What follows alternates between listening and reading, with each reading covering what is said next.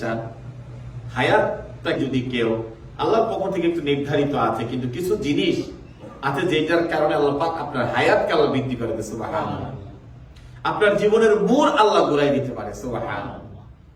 একটা গুরুত্বপূর্ণ জিনিস না যে আপনার হায়াত বৃদ্ধি হয়ে যাবে, আপনার জীবনের সময়টাকে আল্লাহ পাক বাড়িয়ে দিবেন। কত বড় জিনিস এটা! কি আল্লাহর নবী বলেন, দুইটা জিনিস মানুষের জীবনের হায়াতকে বাড়িয়ে দেয়। দুইটা জিনিস মানুষের জীবনের হায়াতকে আল্লাহ রাব্বুল আলামিন বাড়িয়ে দেয়, মানুষের জীবনকে আল্লাহ রাব্বুল আলামিন আরো সুন্দর করে দেয়। সাহাবীরা বলল, ইয়া রাসূলুল্লাহ, ওই দুইটা জিনিস কি? আল্লাহর নবী বললেন, একটা হলো ওয়া আমিলুস সালিহাত, নেক আমল সমূহ। সুবহানাল্লাহ। নেক আমল যখন মানুষ করতে থাকে, আল্লাহ পাক তার হায়াতের মধ্যে বরকত বাড়িয়ে দেন, সুবহানাল্লাহ। দুই নম্বর হলো আল্লাহর নবী বলেন, যখন আত্মীয়তার সম্পর্ক, আত্মীয়তার বন্ধন, যখন মানুষ এই বন্ধন যখন অটুট রাখবেন, ভাই ভাইয়ের বন্ধন যখন অটুট রাখবেন, আত্মীয়তা অর্থাৎ যে আত্মীয়, খালাম্মা, খালু, চাচা, ভাই, যাদের ব্যাপারে ইসলাম আপনাকে বলেছে এই সম্পর্ক যখন বজায় রাখবেন, তাদের হকগুলো যখন আদায় করবেন, আল্লাহ নবী বলেন আল্লাহ পাক রব্বুল আলামিন ওই মানুষের হায়াতের মধ্যে আল্লাহ পাক বরকত দান করে দেয়। আজকে ভাই ভাইকে বলে যায়, ভাই বোনকে বলে যায়, বোন ভাইকে বলে যায়, একজন আরেকজন সামান্য বিষয় নিয়ে আমরা শত্রু হয়ে যাই, তাদের খবর নেই না। খালাম্মা গুলো অসহায় অবস্থায় জীবন যাপন করে, খালুরা খবর আমরা নেই না। এই জন্য আজকে আমাদের হায়াতেরও, আমাদের জীবনের কোনো বরকত আমরা পাই না। এই জন্য আল্লাহ নবী বললেন, দুনিয়াতে যদি কোনো মানুষ তার এই গভীরতম সম্পর্কগুলো যদি বিচ্ছেদ করে, আল্লাহ রাব্বুল আলামিন তার হায়াতের মধ্যে হায়াতকে কমায়া দেন, তার জীবন থেকে বরকত রাব্বুল আলামিন কমায়া দেন। আর ওই মানুষের জন্য আল্লাহ রাব্বুল আলামিন জাহান্নামের রাস্তাটা খুলে দেন, আল্লাহর জান্নাত থেকে ওই মানুষটা দূরবর্তী হয়ে যায়। এই জন্য কোরবানি গুলো চলে আসছে। 1 কোটি টাকা দিয়ে আপনি কোরবানি দেন, আর আপনার পাশে আপনার খালু, খালা, আপনার মামা, আপনার আত্মীয় রক্তের মানুষগুলোর খবর আপনি নিলেন না, আপনার বোনগুলোর খবর নিলেন না, বাগিনার গুলোর খবর আপনি নিলেন না, আল্লাহ রাব্বুল আলামিন ওই মানুষের এত বড় কুরবানি কবুল করে না। এই জন্য আল্লাহ রাব্বুল আলামিনের হাবিব বলেন, রে পৃথিবীর মানুষেরা, তোমরা যখন দুনিয়াতে চলো, দুইটা জিনিস তোমরা করবা, ওয়া আমিলুস সালিহাত, নেক আমল সমূহ করবা। আর 2 নম্বর হলো আত্মীয়তার বন্ধন তোমরা বজায় রাখবা। আত্মীয়তার সম্পর্ক যে ব্যক্তি ছিন্ন করে, আল্লাহ রাব্বুল আলামিন ওই ব্যক্তির সাথে সম্পর্ক ছিন্ন করে দেন। এই জন্য এই জিনিসগুলো নরমাল নয়। আত্মীয়তার বন্ধন আপনি ছিন্ন করতে পারেন না, তাদের খবর আপনি কোন সামান্য বিষয় নিয়ে তাদের সাথে সম্পর্কটা ছেদ করে দেন, এটা ইসলাম কখনো এলাও করে না।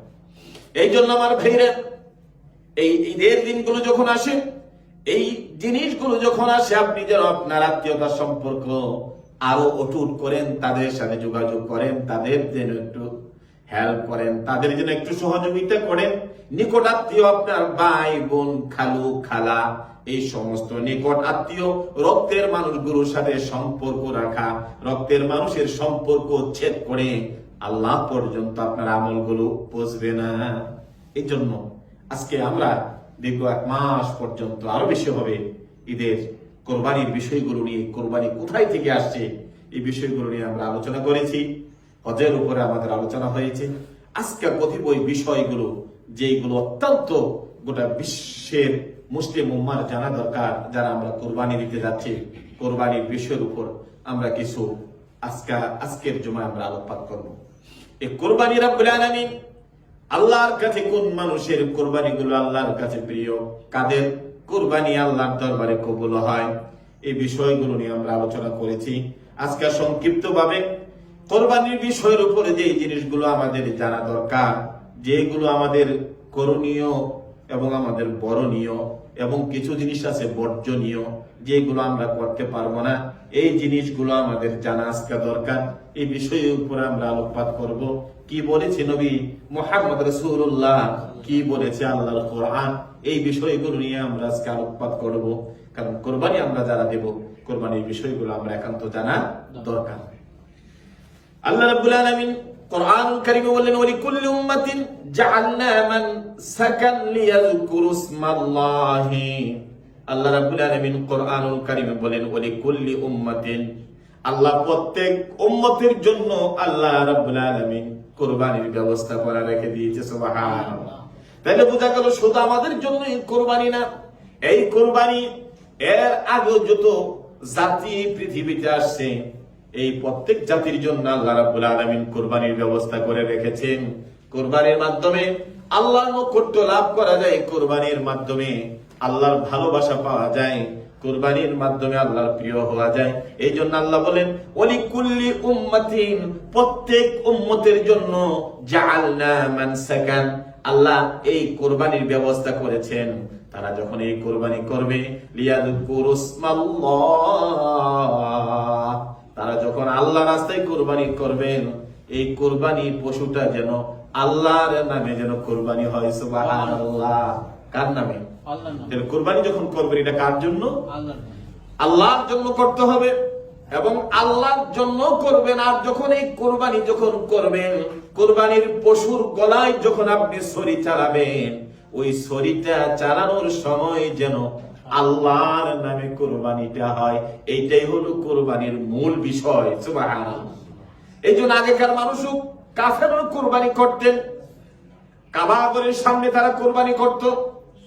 বিশেষ দিনে তারা রজব মাসে তারা যে কোরবানি করত, বিশেষ দিনে তারা কোরবানি করত, তখনকার কাফের গুলো তারা ওই যে ভেড়া নিয়ে যেতেন, লাম নিয়ে যেতেন, ছাগি গরু নিয়ে যেতেন, খাসি গরু নিয়ে যেতেন, নিয়া ওই তখনকার সময়ে খানায় কাবার ভিতরে যে মূর্তিগুলো আছে, মূর্তির নামে তারা কোরবানি দিতেন। আর এক কূপ দিয়ে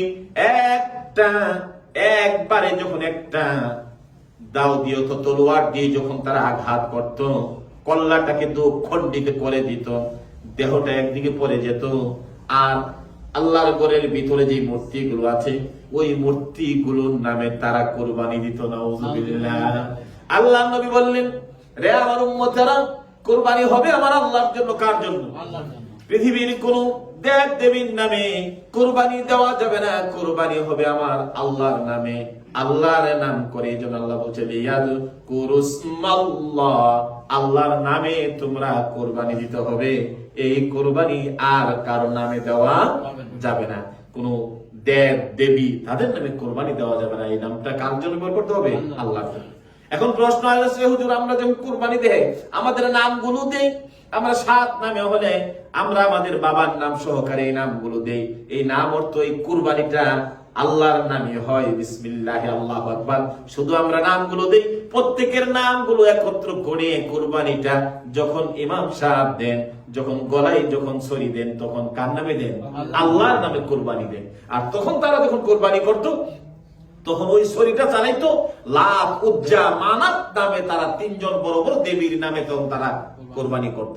এই জন্য আল্লাহ রাব্বুল আলামিন বললেন, প্রত্যেক উম্মতের সময় কোরবানি ছিল, এই কোরবানিটা হবে একমাত্র আল্লাহর জন্য। নামগুলো দেওয়া যাবে বরকতের জন্য। আর কোরবানির গলায় যখন, পশুর গলায় যখন ছড়ি চালাবো, ওই সময় আমরা সকলে সমস্বরে বলবো, বিসমিল্লাহি আল্লাহু আকবার, বিসমিল্লাহি আল্লাহু আকবার। কুল ইন্না সালাতি ওয়া নুসুকি ওয়া মাহইয়ায়া ওয়া মামাতি লিল্লাহি রাব্বিল আলামিন। আল্লাহ রাব্বুল আলামিন আল্লাহর হাবিবকে জানাই দিলেন, হাবিব আপনি বলুন, আপনার নামাজ, আপনার কুরবানি, আপনার সব আল্লাহর জন্য। এই জন্য আল্লাহ পাক রব্বুল আলামিন আমাদেরকে জানাই দিলেন, তোমরা যখন কুরবানি করবা, কুরবানির পশুর গায়ে যখন, কুরবানির পশুর গলায় যখন ছড়ি চালাবা, তখন যেন ওইটা একমাত্র আল্লাহর জন্য হয়। কার জন্য? আল্লাহর জন্য। আল্লাহর জন্য হয়।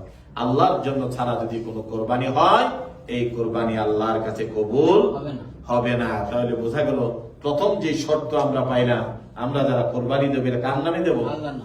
আল্লাহর নামে। আল্লাহর নামের উপর আমরা কোরবানি দেবো। এই জন্য যেখানে কোরবানি হয় সেখানে দেখতে হবে যে এই জায়গার মধ্যে আল্লাহর নামে কোরবানি হয় কিনা। আইনফাক কেউ যদি যে কোরবানি করে, এই কোরবানি আল্লাহর দরবারে কবুল হবে। যেখানে হবে তখন যেন এই কমসে কম কোরবানির আগে যেন বলে বিসমিল্লাহি আল্লাহু আকবার। এখন একটা ফতোয়া আছে, ফতোয়া হলো যদি কেউ কোরবানি করতে যায়, বাংলাদেশ ইমাম সাহেবরা যে তারা ওগুলা করে।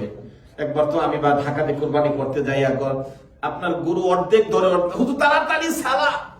তা আমি কি করলাম, ওই ফজল ভাই চিনে আমাদের বাসায় তালুকদার সাহেব ছিল, উনি বড় বড় গরু আনতেন কোরবানি দিতেন।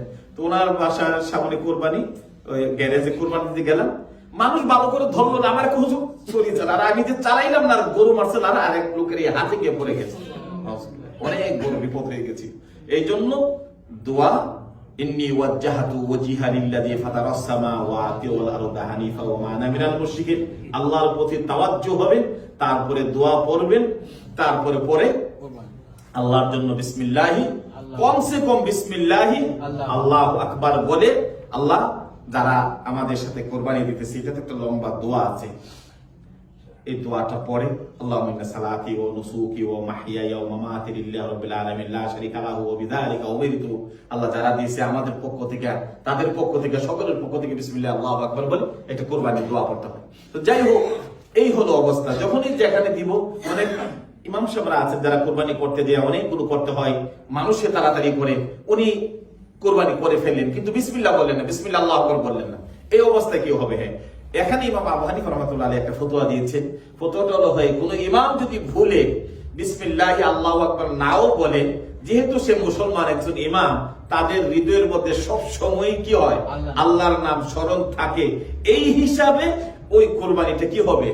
জায়েজ হয়ে যাবে। তবে অন্যান্য ইমামদের সকলের অভিমত হলো যে কোরবানি দেওয়ার সময় কমসে কম, যেহেতু আল্লাহ পাক বলছেন লিয়াযকুরুসমাল্লাহ, আল্লাহর নামে তোমরা কোরবানি করো, তোমরা যেন সবাই আল্লাহু আকবার, বিসমিল্লাহি আল্লাহু আকবার, এই কথাটুকু যেন অন্তত পক্ষে তোমরা বলো। এই জন্য যখন কোরবানি হবে, কোরবানিটা হবে আল্লাহর নামের উপরে, আল্লাহর নামের উপর কোরবানি করতে হবে। আমরা যখন এই দেশে কোরবানি হয়, আপনার কোরবানি দেওয়ার সময় আপনি ওই পাশে দাঁড়ান, কোরবানি কিভাবে হচ্ছে দেখেন। আর যখন ইমাম সাহেব গলার মধ্যে যখন ছুরি চালাবে, আপনিও দাঁড়ায় দাঁড়ায় বলেন বিসমিল্লাহি আল্লাহু আকবার। আল্লাহ তোমার নামে যেন আমার কোরবানিটা হয়, আমার কোরবানিটা আল্লাহ তুমি কবুল করে নাও। এই জন্য তাড়াহুড়া না করে নিয়ম নীতি বিধানটা যেন আমরা মানি। এবার যাদের উপর যাকাত আল্লাহ রাব্বুল আলামিন ফরজ করেছেন, তাদের উপর আল্লাহ রাব্বুল আলামিন কুরবানি ওয়াজিব করেছেন। যাদের উপর যাকাত ফরজ, তাদের উপর ভালো করে জানতে হবে, যাদের উপর যাকাত ফরজ তাদের উপর কুরবানি ওয়াজিব। তাদের উপর কি? ওয়াজিব। ওয়াজিব এই জন্য অধিকাংশ উলামায়ে কেরাম এবং আবু হানিফা রাহমাতুল্লাহ আলাইহি বলছেন, আল্লাহ কোরআনুল কারীমে বলছেন ফাসওয়াল্লি রাব্বিকা ওয়ানহার, নামাজ পড়ো আর আল্লাহর রাস্তায় কুরবানি করো। এই আনহার, এটা আল্লাহ পাক এখানে করার জন্য বলেছেন। যখনই কোরআনুল কারীমের মধ্যে কোন শব্দের ওয়ার্ড আসে, তোমরা করো, তোমরা এরকম করো না, তখন এটা ওয়াজুব, আরবি ভাষায় এটা ওয়াজিব সাবেত করে। যেহেতু ওয়াজিব সাবেত করেছে এবং এই আয়াতের মধ্যে অর্ডার এসছে, এই জন্য বিশ্ব মুসলিম উম্মাহ যারা যাকাত দিবেন তাদের উপর কুরবানি করা ওয়াজিব। তাদের উপর কি? ওয়াজিব। যাদের উপর যাকাত দেওয়া ফরজ তাদের উপর কুরবানি করা ওয়াজিব। যদি ওয়াজিব আদায় না করেন কবিরা গুনাহ হবে, এই জন্য কুরবানি করতে হবে। কিন্তু আমরা যারা আছি অনেকে ফরজ আমরা মানি না, কিন্তু ওয়াজিবের ক্ষেত্রে যে এত বড় ধরনের ওয়াজিব আমরা আদায় করি। এই জন্য আল্লাহ রাব্বুল আলামিন আগে নামাজের কথা বলেছেন, পরে ওয়াজিবের কথা বলেছেন, একটা আরেকটার সাথে সম্পৃক্ত। যারা নামাজি তারাই কোরবানি দেওয়ালা, যারা কোরবানি দিবেন তারাই নামাজ পড়বেন। নামাজ নাই, কোরবানি আবার ফরজ রেখে দিয়ে কোরবানির জন্য বড় অনুষ্ঠান করলেন, বড় আয়োজন করলেন। হ্যাঁ, এটার স্পেশাল একটা আল্লাহর কাছে কিছু পেতে থাকবেন, কিন্তু আল্লাহ রাব্বুল আলামিন আগে নামাজের কথা বলেছেন, তারপরে কোরবানির কথা এসেছে। এই জন্য কোরবানি ওয়াজিব, নামাজ হলো ফরজ। আমরা যেন নামাজ পড়ি, আবার আল্লাহর রাস্তায় যেন কোরবানিও করি। এই জন্য যারা কোরবানি করবেন, কোরবানি যারা দিবেন, কোরবানি যাদের উপর যাকাত দেওয়া ফরজ, তাদের উপর কোরবানি করা ওয়াজিব। হুজুর, এই সমস্ত মানুষেরা যারা যাকাত দিবেন, আপনারা এই কোরবানি করবেন যদি করতে পারেন আল্লাহর সন্তুষ্টির জন্য। আল্লাহ রাব্বুল আলামিন জানাই দিলেন, ইন্নামা ইয়াতাকাব্বালুল্লাহু মিনাল মুত্তাকিন। আল্লাহ বললেন, যারা নামাজি, যারা কোরবানি দিবেন, ওই কোরবানি ব্যক্তি যদি মুমিন হয়, আল্লাহকে ভয় করে যদি কোরবানি করেন, আল্লাহকে ভয় করে যদি কোরবানিটা আদায় করেন, আল্লাহ রাব্বুল আলামিন ওই মুমিনের কোরবানিটা আল্লাহ রাব্বুল আলামিন কবুল করে নিবেন। আর কবুল করার জন্য আল্লাহ শর্ত দিলেন, সে যেন মুত্তাকি হয়।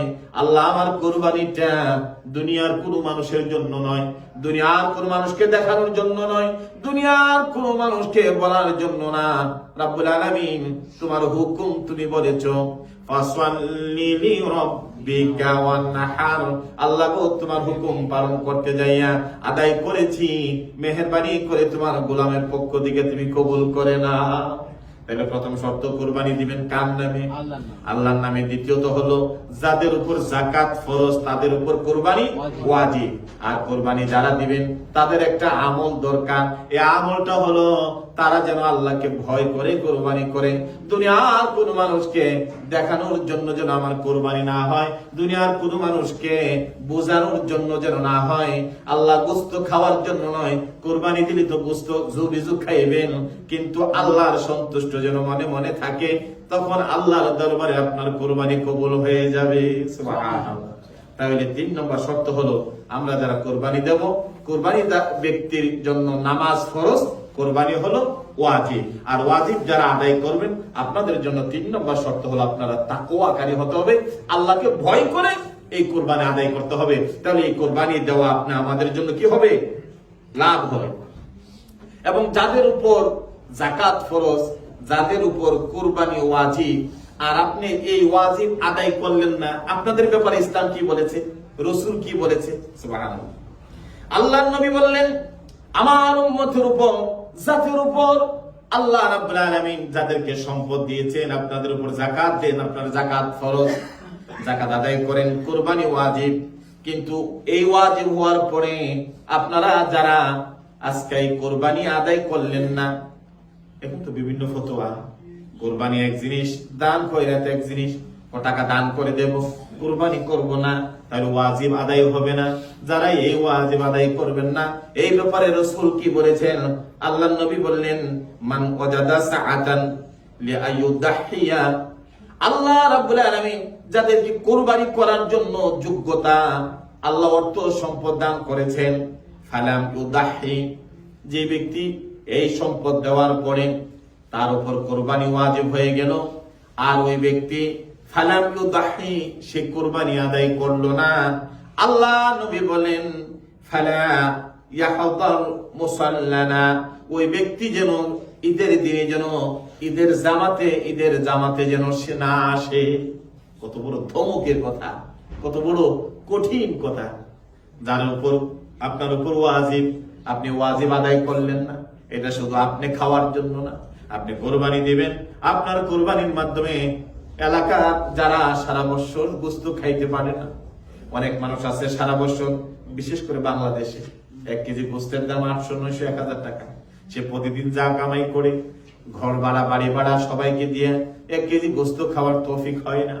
তোমার ওয়াজিব আদায়ের মাধ্যমে আরেকজন গরিব ভাইয়ের সে একটু গোশত খাওয়ার সুযোগ হবে, সে একটু হয়তো বা 2 টুকরা গোশত পাবে, তুমি এইটা করলে না, না করার কারণে আল্লাহ নবী বলেন তোমার ঈদ নাই, ঈদের নামাজে তোমার আসা দরকার নাই। তুমি যখন এত বড় আল্লাহর হুকুমটুকু, মুসলমানের ভ্রাতৃত্ব বন্ধনের কাজটুকু তুমি বাধা হইল, আর ওই লোকে আমার ঈদের মুসল্লাতে আসা দরকার নাই, ওই ব্যক্তির ঈদের নামাজ পড়া দরকার নাই। যদি তুমি কোরবানির মতো একটা ওয়াজিব তুমি আদায় করলা না, আল্লাহ নবী বলেন আমার ওই উম্মতের ঈদের দিন ঈদের নামাজ পড়া দরকার হয় না। শুধু সেই দিন রঙ্গিলা পোশাক পরে এসে ঈদের নামাজ পড়বা, আর আল্লাহর হুকুম একটা তুমি অমান্য করলা, এই জন্য তোমার মতো আমার উম্মত ঈদের দিন ঈদের নামাজ পড়ে আল্লাহর কাছে কিছু পাওয়া দরকার নাই। তাহলে কি বুঝলেন? যাদের উপর কোরবানি ওয়াজিব আর তোমরা সেই দিনে ঈদের নামাজ পড়তে আসবা বেশভূষায় রং ডং করে, আল্লাহ নবী বলে তোমার ঈদের নামাজ এই ঈদগাহের ময়দানে, ঈদের জামাতে, সেই মসজিদের মধ্যে তোমার নামাজের দরকার হয় না। তাইলে কত বড় ধমক দিলেন আল্লাহ রাসূল। কি জন্য দিলে? যে তোমার কোরবানির মাধ্যমে আমার গরীব উম্মত যারা আছে, সেই দিন তোমার হকদার যারা আছে, আত্মীয় স্বজন যারা আছে, কমসে কম অন্তত পক্ষে একটু গোশত তো খাওয়ার সুযোগটুকুন পাবে। এই জন্য আমার ভাইরা, যারা কোরবানি করবেন, যারা কোরবানির সমর্থ আল্লাহ রাব্বুল আলামিন দিয়েছেন, এই ভুলটুকু করবেন না। দেশে করেন, এখানে করেন, আপনার ওয়াজিব আদায় হয়ে যাবে। আপনি যেন ওয়াজিব আদায় করতে যাইয়া দেশেও দিলেন না, এখানেও দিলেন না, এমনটা যেন না হয়। তাহলে আপনার জন্য ঈদের দিনের গুরুত্বটা আল্লাহর কাছে কোনো নাই। এখন যারা কোরবানি দিবেন, কোরবানি যারা দিতে যাইবেন, কোরবানির দিন আপনার পশুটা কোরবানি করবেন, কিছু বিধান আছে। আপনার 7 নামে কোরবানি করতে হবে। একটা গরুতে কয় না? 7 নামে করতে হবে। গরুটার বয়স 2 বছর হতে হবে, অথবা যদি 2 বছরের, এই দেশের গরুগুলো তো 1-1.5 বছর অনেক বড় হয়ে যায়, উটগুলো অনেক বড় হয়ে যায়। আল্লাহ নবী বলেন যদি উটটা অথবা গরুটা যদি 2 বছর কমসে কম, কিন্তু 2 বছরের 1 বছরে 1.5 বছরে যদি গরুটা দেখতে 2 বছরের মতো লাগে, দেখতে যদি বড় লাগে, তাহলে তোমরা ওইটাও কোরবানি দিতে পারো, ওইটাও তোমরা কোরবানি করতে পারো। কিন্তু বাংলাদেশে 2 বছরে দেখেটা ছোটই থাকে, এটা দেখতে বড় হয় না, এটা কি করে দাঁত পড়তে হয়, এটা এরকম হয়। দাঁত পড়ার সাথে সম্পর্ক না, ফতোয়াটা হলো কমসে কম যেন গরু, উট এগুলো যেন 2 বছর হয়। 2 বছর থেকে যদি একটু কম হয় কিন্তু দেখতে অনেক বড় হয়ে যায়, 2 বছরের মতো লাগে, তাহলে ওইটাও কোরবানি করা যাবে। 7 নামে কোরবানি করবেন। কই নামে? এর বেশি করা যাবে না, এর বেশি করা যাবে না। 14 জন মিলে কোরবানি করলেন, 2টা গরু করলেন, কিন্তু একটা গরুর সীমানা যেহেতু আল্লাহ নবী 7 জন করে দিয়েছেন, আপনি 7 জনই 7 জন ব্যক্তি একসাথে আপনার গরুটার বন্টন আপনি আপনার মতো করেন। 2টা অথবা 21 জন অথবা 27 জন মিলে 4টা গরুর গোশত একসাথে করবেন না, করলে একটার কম আর একটার কম বেশি হয়ে যাবে। এইটা ইসলাম এলাও করে না। এই জন্য 7 জন ব্যক্তির সর্বোচ্চ একটা গরুতে 7 জন দিতে পারবেন। 7 জন ব্যক্তি 7 নামে বন্টন করে, বন্টনটা ভালো করে করবেন, আন্দাজ করে করবেন না, এটা ইসলাম কবুল করে না। এই জন্য গোশত যখন বন্টন করবেন মেপে মেপে করেন, কলিজাটা মেপে মেপে করেন, সবগুলো মেপে মেপে সুন্দরভাবে করেন, কারোর কাছে যেন বেশি না যায় কম না যায়। এক জায়গায় ত্রুটি করবেন, 7 জন ব্যক্তির কোরবানি নষ্ট হয়ে যাবে, এমনটা যেন না হয়। এই জন্য সর্বোচ্চ 7 ব্যক্তি কোরবানি করবেন আর গোশতগুলো সঠিকভাবে বন্টন করবেন। এটা হলো ইসলামের বিধান। এবার আল্লাহ নবী সাল্লাল্লাহু আলাইহি সাল্লাম উনিও তো কোরবানি করেছেন। আল্লাহ নবীর কোরবানিটা কেমন ছিল? নবীর কোরবানি কেমন ছিল? নবীর জন্য 2টা সুন্দর সুন্দর একটা খাসি নিয়ে আসতেন, সেই যুগের সুন্দর 2টা পোশাক নিয়ে 2টা পশু নিয়ে আসতেন। আল্লাহ নবী নিজ হাতে কোরবানি করতেন, একটা নিজের ফ্যামিলির জন্য, আরেকটা যারা নতুন ইসলাম কবুল করেছে সেইটা তাদের জন্য আল্লাহ রাসূল উৎসর্গ করে দিতেন। এই জন্য আপনি কোরবানি করতে যায়, কেউ যদি একা একটা গরু কোরবানি করেন, এই কোরবানি করতে যাইয়া যেহেতু আল্লাহর জন্য হবে, আপনার মৃত বাবার জন্য করতে পারেন, আপনার মৃত মায়ের জন্য করতে পারেন, আপনার আরেক ভাইয়ের নাম দিতে পারেন, সর্বোচ্চ 7টা নাম দিতে পারেন, মৃত ব্যক্তিদের নামও দিতে পারেন, কিন্তু কোরবানিটা হবে আল্লাহর জন্য। আর যাদের নামে দিলেন তারা সওয়াব পাবে। সুবহানাল্লাহ। এই জন্য মা বাবার নামও, ভাই বন্ধুর নামে, নবীর নামেও কোরবানি দেওয়া যায়। আগে দেখতাম আমরা কোরবানি দিলে যদি গরু দিত তাহলে 6টা নাম দিত, আর একটা নাম আমাদের নবীর নামে রেখে দিত। সুবহানাল্লাহ। আল্লাহ নবী যখন হজে গেলেন, আল্লাহ রাসূল সাল্লাল্লাহু আলাইহি সাল্লাম উনি নিজ হাতে আল্লাহ নবীর জন্য 100 উট আল্লাহ নবীর সামনে হাজির করলেন। সুবহানাল্লাহ। মিনার প্রান্তরে চলে গেলেন, 100 উট নবীর সামনে হাজির করলেন। আল্লাহ নবী শুধু ছোট্ট একটা ছড়ি নিয়ে নবী দাঁড়ায় যাইতেন, উটগুলোকে ধরা লাগতো না। তারিক জামিল সাহেব তার কিতাবের মধ্যে এই ঘটনাটা এনেছেন। আল্লাহ নবী দাঁড়ায় থাকতেন, একটা উট আরেকটা উট তারা পাগল হয়ে যেত, কে আল্লাহ নবীর কাছে যাইয়া এই কুরবানি আল্লাহ নবীর হাতে হবে। সুবহানাল্লাহ। পশুদের মধ্যে যে পশুগুলো আপনার হাতে, নবীদের হাতে কোরবানি হয়েছে, ওই পশুটা আল্লাহর কাছে বড় শ্রেষ্ঠ পশু। এই জন্য উটগুলো একটা আরেকটার মধ্যে প্রতিযোগিতা লেগে গিয়েছিল, কে যাইয়া নবীর হাতের সামনে সর্বপ্রথম কোরবানি হবে। নবীজি নিজ হাতে নবী হজের সময় 40টা উট কোরবানি করলেন, আর সাহাবীদেরকে বললেন বাকিগুলো তোমরা করে দাও। কি জন্য? আল্লাহ নবীর জীবনে একটা কোরবানি ঘটনা ঘটে গিয়েছে। এই কথাগুলো আমি আগেও বলছি। আল্লাহ রাসূল যখন দুনিয়াতে আসলেন, ওনার দাদা আব্দুল মুত্তালিব মান্যত করেছিলেন, আমার যদি 10টা ছেলে হয় একটা রাস্তায় আল্লাহ রাস্তায় কোরবানি করব। তো শেষ পর্যন্ত সেই যুগে 10 জন ছেলে আল্লাহ পাক দান করলেন, এবং উনি কাকে কোরবানি করবেন সর্বশেষ যাইয়া আমার নবীর পিতা আব্দুল্লাহরে কোরবানি করতে নিয়ে গিয়েছিলেন কাবা ঘরের সামনে। তখনকার সেই যুগের পাদ্রীদের কাছে তখন আলোচনা করে তখন বলল যে ঠিক আছে, তোমার সন্তান কোরবানি না কইরা তুমি কাবা ঘরের সামনে তুমি যাইয়া উট কোরবানি করো এবং লটারি দাও। লটারি দিতে দিতে নবীর বাবের নাম দিল আর উটের নাম দিল। 100 বার যখন আসলো তখন নবীর নাম বাদ দা 100 উট কোরবানি করার জন্য দাদা আব্দুল মুত্তালিবের কাছে আসে। তখন নবীর দাদা আব্দুল মুত্তালিব সেই যুগে 100 উট খানায়ে কাবার সামনে আল্লাহর জন্য কোরবানি করে দিল। সুবহানাল্লাহ। আর রাসূল বলেন আমি আমার ওই বাবার দাদার কোরবানিটা সে হজের দিনে রাসূল 100 উট কোরবানি করেছিলেন। সুবহানাল্লাহ। এখন কোরবানি আল্লাহর জন্য হবে। এই কোরবানি আমরা প্রথমে বলেছিলাম আল্লাহর সন্তুষ্টির জন্য হবে এবং আল্লাহর জন্য হবে। যাই হোক, এই জন্য কোরবানি আপনি করতে গেলে আপনার আব্বার নামে, মায়ের নামে, দাদার নামে, মৃত ব্যক্তিদের নামে কোরবানি করতে পারেন। যে মৃতদের নামও করতে হবে, কিন্তু কোরবানি যখন করা হবে এটা কার নামে করা হবে? আল্লাহর নামে। বিসমিল্লাহি আল্লাহু আকবার বলে কোরবানি করতে হবে, এবং কোরবানি 7 নামে হবে, এটা মনে রাখতে হবে। দ্বিতীয়ত হলো কোরবানি যখন করবেন তখন ওই কোরবানি জায়গার মধ্যে আমরা কি করব, এবং এই কোরবানি অবস্থায় যখন কোরবানি করবেন কোরবানির গোশতগুলো সঠিকভাবে বন্টন করবেন, মেপে মেপে বন্টন করবেন, এটার মধ্যে যাতে কোনো ধরনের কিছু না হয়। আরেকটা মাসালা প্রায় আমাদের মধ্যে আসছে যে হুজুর আমি যেহেতু কোরবানি দিচ্ছি, আমি 2 নাম কোরবানি দিচ্ছি, একটা হলো আল্লাহর জন্য কোরবানি, আরেকটা হলো আমার ছেলে হয়েছে অথবা আমার মেয়ে হয়েছে, আমি আকিকা দিতে চাই। তো কোরবানির গোশতের সাথে আকিকাটা হলে কেমন হয়, এটা কি অবস্থা? এটা আগে আমরা শুনেছি, আমরা প্রতি বছরে আলোচনা করি যে আকিকার গোশত কি মা বাবা খাইতে পারে, মুরব্বীরা খাইতে পারে কিনা, না এটা সাদাকা করে দিতে হয় না।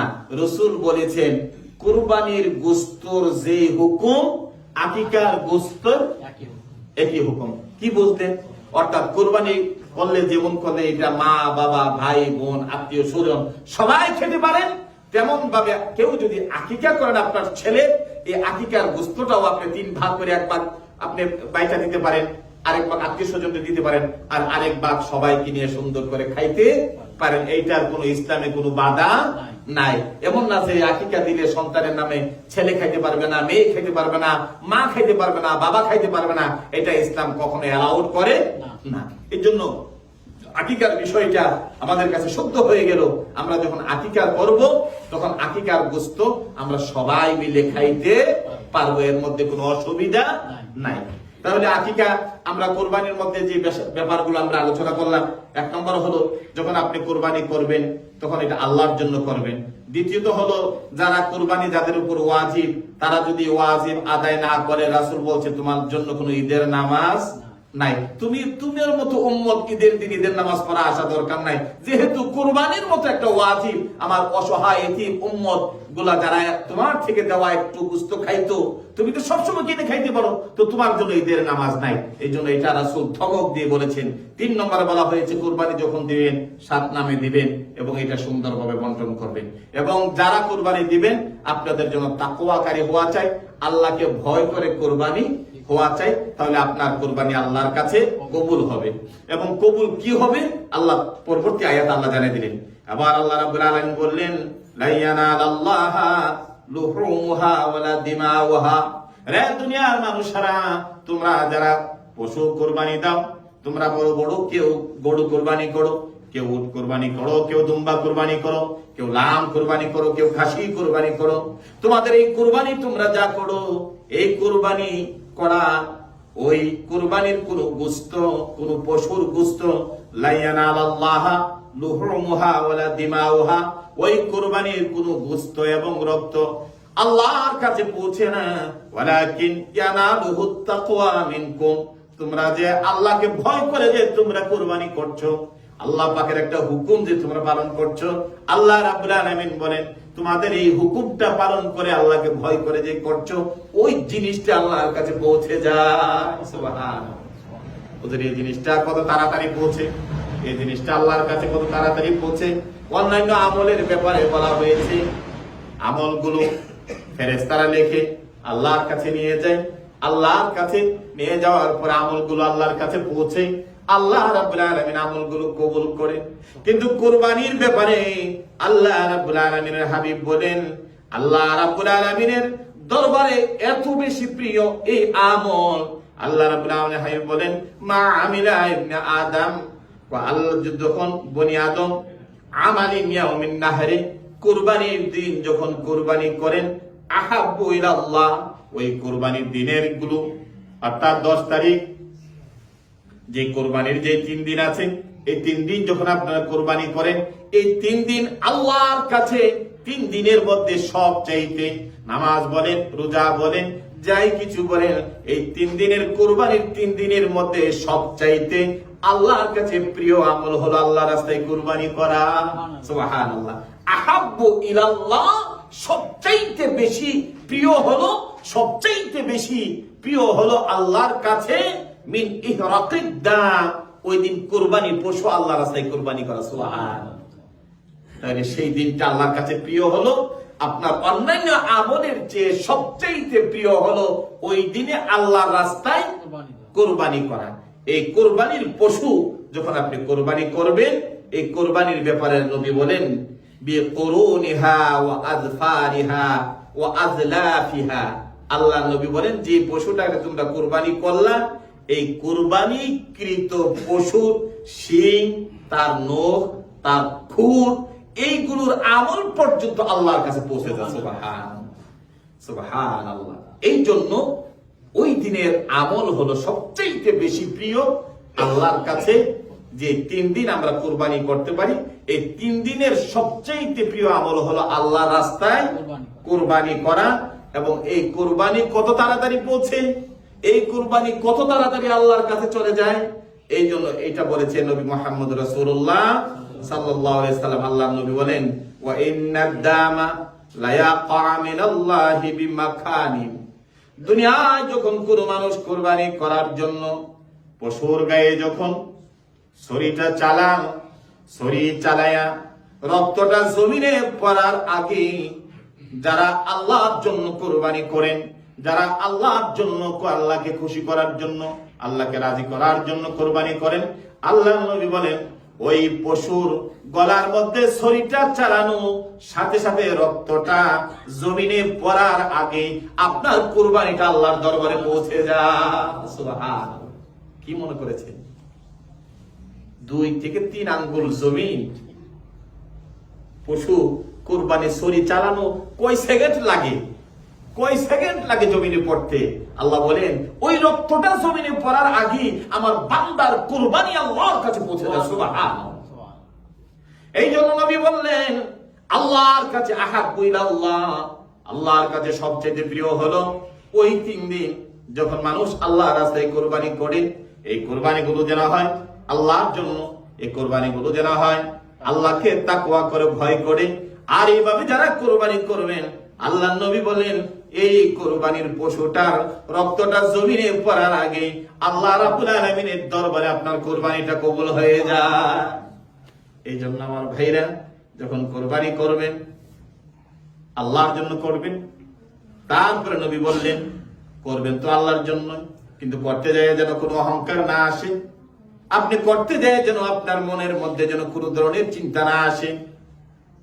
হ্যাঁ, আপনার কোরবানিটা যে আপনি করলেন আল্লাহর দরবারে যে কবুল হবে, এটার একটা নিশানা আছে না? একটা নিশানা আছে না? নামাজ যখন পড়েন, এই নামাজটা পড়ার পরে একটা নিশানা মানুষের কলবের মধ্যে জাগ্রত হয়। নামাজি ব্যক্তি যদি ফজর নামাজটা ছুটে যায়, আর যদি অনেক পরে যদি ঘুম থেকে উঠে, তখন একটা ছটফট করতে থাকে, আহারে আচ্ছা কি ঘুমাইলাম, নামাজটা চলে গেল, নামাজটা পড়তে পারলাম না, একটা যন্ত্রণা শুরু হয়ে যায়। কেউ যদি তাহাজ্জুদ গুজারি হয়, তাহাজ্জুদের নামাজটা যদি ছুটে যায়, তার মনের মধ্যে একটা কষ্ট লাগে, আজকে কি ঘুমাইলাম, আজকে নামাজটা ছুটে গেল। যখনই কোনো মুমিনের হৃদয়ের মধ্যে এই অনুভূতি আসবে, আমার নামাজটা চলে গেল, আমার জিকিরটা চলে গেল, আজকে কোরআন তেলাওয়াত করতে পারলাম না, যে আমলটা কন্টিনিউ করেন ওই আমলটা যখন আপনার ছুটে যায়, আর যখন কলিজার মধ্যে ব্যথা হয়, আপনি এটা করতে পারেন না, আল্লাহ নবী বললেন তখনই ওই নামাজগুলো, ওই রোজাগুলো কবুল হওয়ার জন্য এটা একটা সিম্পটম, এটা একটা সাইন, এটা একটা নমুনা, এটা একটা চিহ্ন। কোন সময় যখন মুমিনের কলিজার মধ্যে কোন আমল ছুটে যাওয়ার পরে কষ্ট লাগে, ব্যথা লাগে, অথবা শান্তি লাগে, আমলটা করার পরে যদি নামাজটা পড়তে পারছেন, কোরআন শরীফটা তেলাওয়াত করতে পারছেন, জুমার নামাজটা পড়তে পারছেন, নামাজ পড়ার পরে যদি কলিজার মধ্যে শান্তি লাগে, তাহলে মনে হবে হ্যাঁ আমার এই নামাজ আল্লাহর দরবারে কবুল হয়েছে। মুমিনের দিলটা আল্লাহ পাক এমন ভাবে বেঁধে দিয়েছেন, তোমার আমলের মাধ্যমে প্রকাশ হয়ে যাবে। এই আমলের কারণে তোমার কলিজার মধ্যে কি শান্তি লাগে, ব্যথা লাগে। আর যদি ব্যথা অনুভূতি হয়, তাহলে বুঝতে হবে যে এই নামাজ আল্লাহর দরবারে আপনি যে সত্যিকার অর্থে নামাজ পড়েন, এইটার জিনিসটা আপনি উপলব্ধি করতে পারেন। এই জন্য আল্লাহ নবী রাহমাতুল লিল আলামিন মুমিনের কলবের চিকিৎসক ছিলেন। এই জন্য সাহাবীরা যখন রাসূলকে গিয়ে জিজ্ঞাসা করতেন, ইয়া রাসূলুল্লাহ আউসিনি, রাসূল আমাকে উপদেশ দেন। আল্লাহ রাসূল বললেন লা তাকদিব, আপনি রাগ করবেন না। সাহাবী কো আসলাম কত আশা ভরসা নিয়ে, হয়তো হুজুর নামাজের কথা বলবেন, কুরবানির কথা বলবেন, যাকাতের কথা বলবেন, রোজার কথা বলবেন, রাত্রে দাঁড়ায় দাঁড়ায় নামাজের কথা বলবেন। আমি আসলাম অনেক বড় আশা নিয়ে, আল্লাহ নবী শুধু আমার চেহারার দিকে তাকিয়ে বলল লা তাগদাব, তুমি রাগ করবে না। শুধু একটা কথাই বললেন, সাহাবী চলে গেলেন, আবার আসলেন, বলেন ইয়া রাসূলুল্লাহ উসিনি, ইয়া রাসূলুল্লাহ আমাকে আবার কিছু উপদেশ দেন, যে উপদেশের মাধ্যমে আমার জীবনটা সুন্দর হবে, আমি পরবর্তী জীবনটা আল্লাহর দরবারে আমার আমলগুলো কবুল হবে। আল্লাহ নবী বললেন লা তাগদাব, তুমি রাগ করবে না। সাহাবী আবার চলে গেল, আবার আসলো। সাহাবী বলল অনেক কথা নিয়া, অনেক কিছু নিয়া রাসূলের কাছে আসলাম, আর রাসূল একটা বাক্য দিয়ে আমাকে বিদায় করে দিলেন।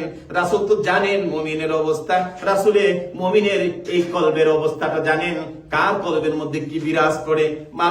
মানুষের কলিজার মধ্যে চেহারা দেখলে বোঝা যায়, এই চেহারার মধ্যে আল্লাহর জন্য করেন না, মানুষকে খুশি করার জন্য করেন।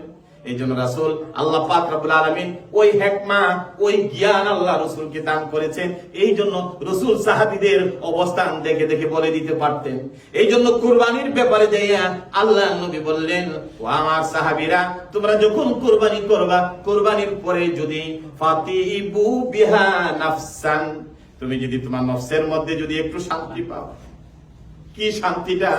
আল্লাহ কুরবানিটা করতে পারলাম, কোরবানির পরে গোস্তগুলো বন্টন করে দিতে পারলাম, এতিম অসহায় মানুষদেরকে দিতে পারলাম, কিছু নিজেও খাইতে পারলাম, বন্ধু বান্ধব আত্মীয় স্বজন সবাইকে নিয়ে করতে পারলাম।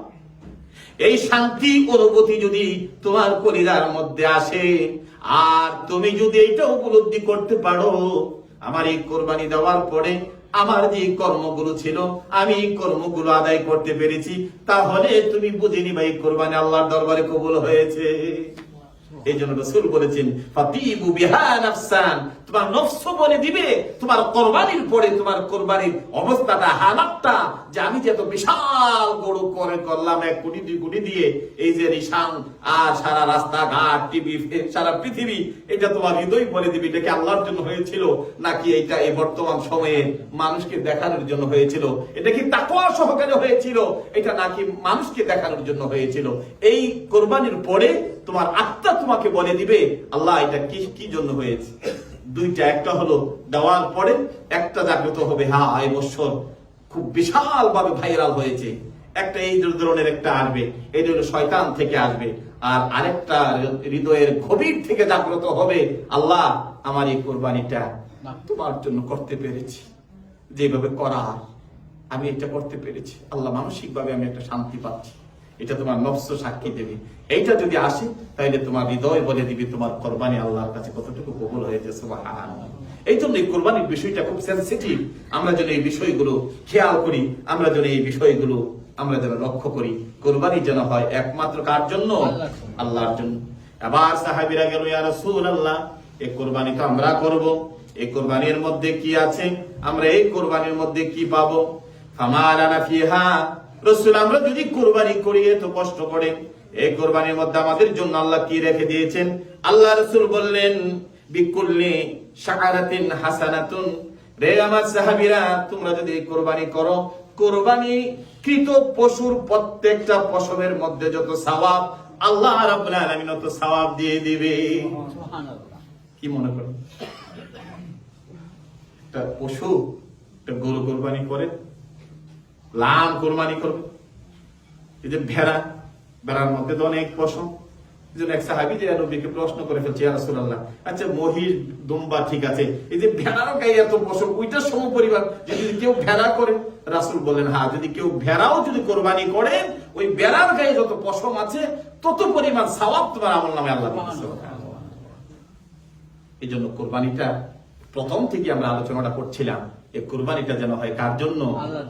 আল্লাহর জন্য। যখন কোরবানি দিবেন কার জন্য দিবেন? আল্লাহর জন্য দিবেন। আর প্রত্যেকটা পশমের বিনিময়ে আপনি সওয়াব পাবেন। এই জন্য আজকের এই কোরবানির যে বিধিবিধান গুলো, যে মাসলা মাসাল গুলো, হুকুম আহকাম গুলো, আপনি আমাদের জন্য যতদিন আমরা বেঁচে থাকবো প্রত্যেকের জন্য এই জিনিসটা দরকার। কারণ কোরবানি জীবনে কতবার? বছরে একবার। সারা জিন্দেগিতে যত বছর বাঁচেন, আল্লাহ যদি আপনাকে ধনী রাখে তত বছরই আপনার উপর কি কোরবানি ওয়াজিব। এই জন্য সাহাবীরা বলে, ইয়া রাসূলুল্লাহ হজ জীবনে কতবার? রাসূল বললেন একবার। কতবার? একবার। রাসূল বলছেন আমি যদি বলতাম তোমাদের জন্য প্রতি বছর, তাহলে প্রত্যেকের জন্য তোমাদের প্রতি বছরই করা লাগতো। আর এবার বলেন, ইয়া রাসূলুল্লাহ কোরবানি আমরা কতবার করব? বছরে প্রত্যেক বছর একবার করে আমার উম্মতে যাদের উপর যাকাত ফরজ তাদের উপর কোরবানি ওয়াজিব, তারা যেন কোরবানি আদায় করে। আর কোরবানি যদি ওয়াজিব হওয়ার পরেও যদি আদায় না করে, তো ওই উম্মত যেন ঈদের দিন নামাজের মুসল্লাতে যেন না আসে, তার নামাজের দরকার নেই। কুরবানির মতো হুকুমই যখন হে বাদ দিয়া দিছে, তাহলে তার নামাজও আল্লাহর কাছে দরকার হয় না। আল্লাহ রাব্বুল আলামিনের হাবিব বলেন, এই যে কুরবানি আপনারা আমরা করলাম, এই কুরবানির মধ্যে অনেক আইটেম, অনেক আয়োজন, অনেক কিছু। এই জন্য আয়োজন যত হোক, আয়োজনটা যদি ছোট্ট হয়, আল্লাহ নবী বলেন আখলিস দীনাকা ইয়াকফিকাল আমালু কালিলুন। রাসূল বললেন তোমার আমল যদি ইখলাসের সাথে হয়, আর ওই আমলটা যদি ছোট্ট হয়, আল্লাহর কাছে কবুল হয়ে যাবে। সুবহানাল্লাহ।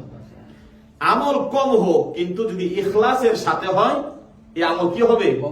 আল্লাহর কাছে কবুল হয়ে যাবে। আর যদি আমল যদি অনেক বড় করেন, অর্থাৎ বড় গরু কিনলে কিন্তু ইখলাসটা যদি কম হয়, তাহলে এই কুরবানি আল্লাহর কাছে একটা ছাগল হোক, একটা খাসি হোক, ছোট্ট হোক, কিন্তু ইখলাসের সাথে যদি হয়, এটাও আপনি আমাদের জন্য নাজাতের ওসিলা হবে। কিন্তু অনেক বড় করলেন কিন্তু ইখলাস থাকলো না, লৌকিকতা থাকলো, তাহলে এটা আল্লাহর কাছে কবুল হবে না। এই জন্য রাসূল বলেছেন আখলিস দীনাকা ইয়াকফিকাল আমালু কালিল। তুমি দেখানোর জন্য অনেক বড় করে, কিন্তু এটা কোনো ইখলাস না থাকলে এটা কোনো হবে না। কিন্তু তুমি যদি আমলটা কালিল হয়, অল্প হয়, কিন্তু যদি ইখলাস থাকে, জিনিসটা ছোট হোক, কিন্তু ইখলাস থাকার কারণে আল্লাহর কাছে এটা কি হয়ে যাবে? কবুল হয়ে যাবে। সুবহানাল্লাহ। যাই হোক, সর্বশেষ আমরা চলে আসছি। তারপর আল্লাহ রাসূল সাল্লাল্লাহু আলাইহি সাল্লাম একবার মা আয়েশা সিদ্দিকা রাদিয়াল্লাহু তাআলাকে দান করলেন, দাব দিলেন। হযরত আয়েশা সিদ্দিকা রাদিয়াল্লাহু তাআলা বর্ণনায় হাদিস, রাসূল বললেন, কুমু ইলা উদহিয়াতিকা ফাশহাদিহা। রাসূল ফাতেমাকে ডাক দিলেন, ও ফাতেমা চলে আসো, কুমি ইলা উদহিয়াতিক, তুমি তোমার কুরবানির জায়গার মধ্যে দাঁড়ায় দেখো এবং তুমি সেখানে সাক্ষী উপস্থিত থাকো। কেউ সাক্ষী দিলে যেমন উপস্থিত থাকতে হয়, রাসূল বললেন ফাশহাদিহা, তুমি সেখানে দেখো, কুরবানি যে করে তুমি এখানে দাঁড়ায় দেখো। ফাইন্না লাকি বিকুল্লি কাতরাতিন, যে ব্যক্তি উপস্থিত থাকবে প্রত্যেকটা কুরবানি করার পরে যতটা রক্তের ফোঁটা জমিনে পড়বে তত পরিমাণ তোমার গুনাহ আল্লাহ মাফ করতে থাকবে। সুবহানাল্লাহ। এইটা হলো আজকের বিষয়। আমরা যারা কুরবানি করি, যেমন এই বছর তো আমরা যদি রবিবারে ঈদ হয় ইনশাআল্লাহ, তো সোমবারে হবে। সোমবারে অনেকে দেখা যাবে তাহাজ্জুদ রক্ত চলে যাবে, কখন যাইয়া কুরবানি করে আইসা গরু তাড়াতাড়ি খাওয়া যায়। এই জন্য রাসূল বলেছেন, কুরবানি যারা করবেন কুরবানির সময় তুমি তার সামনে থাকো। রাসূল ফাতেমাকে ডাক দিলেন, ও ফাতেমা, এখন কুরবানি হবে, তুমি চলে আসো আর এই কুরবানির পশুর সামনে তুমি দাঁড়িয়ে যাও, তুমি দেখতে থাকো। আর যতক্ষণ পর্যন্ত রক্ত প্রবাহিত হতে থাকবে আল্লাহ তোমার গুনাহগুলো তত আল্লাহ মাফ করতে থাকবে। সুবহানাল্লাহ।